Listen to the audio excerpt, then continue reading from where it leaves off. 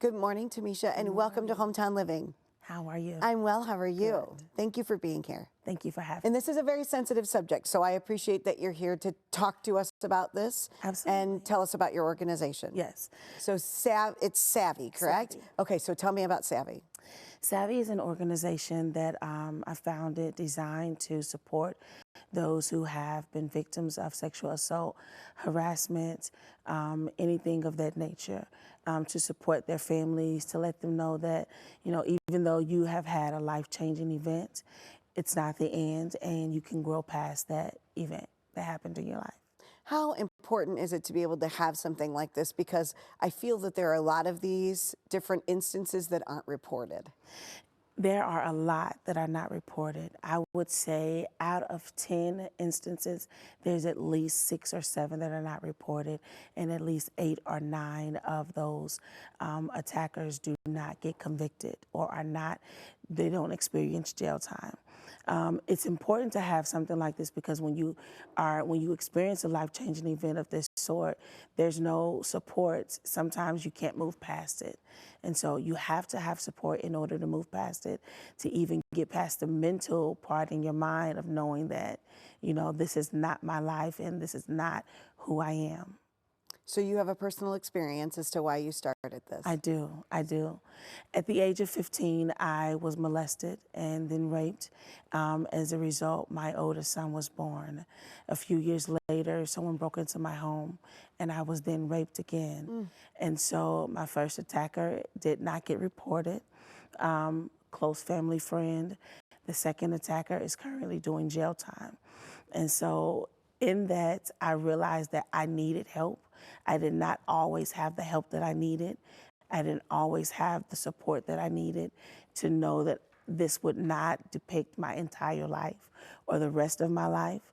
And so I decided that I would build a program and a foundation that would support others, you know, the way I needed that type of support.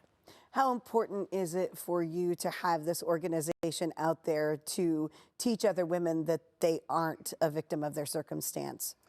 One of the biggest things is, even though you've gone through the situation, even though you've gone through that circumstance and you're not a victim of your circumstance, is you have to know that you can move past it. In the middle of it, in the heat of the life-changing event, you don't realize that you can move past it. And so my organization will let them know that there is life after the assault. There is life after the attack. You don't always have to remain in the victim mindset that I'm going to always be this situation, or this situation will always be who I am. And so I want them to move to the victor side of things in knowing that I can graduate school, I can go to college, I can do different things and be an asset to society, and then help also put in prevention programs to where the community knows, okay, I can do this to prevent this in my family or to prevent this in the community, and then to teach people, you know, what they can say or what they can't do, because not everybody knows how to, you know, treat a victim. That's right. And you have a couple events coming up to help women get past this. Yes. I have Rescue Mission. Rescue Mission is my baby. This is our second annual Rescue Mission, and we've partnered with the Michigan City Fire Department. The object of the Rescue Mission is to focus on you, is to save you and only you. All year long, you go around taking care of everybody else, focusing on everybody else. And most of the time, you deplete your energy and you have nothing left for yourself. Well, April the 12th, 2025, we've set aside that day where you go into a life-size, you go into a training house and there's a life-size dummy inside of the house, a mannequin. Your picture is on it. Your only object of the day is to rescue you. It's a smoked-out training house.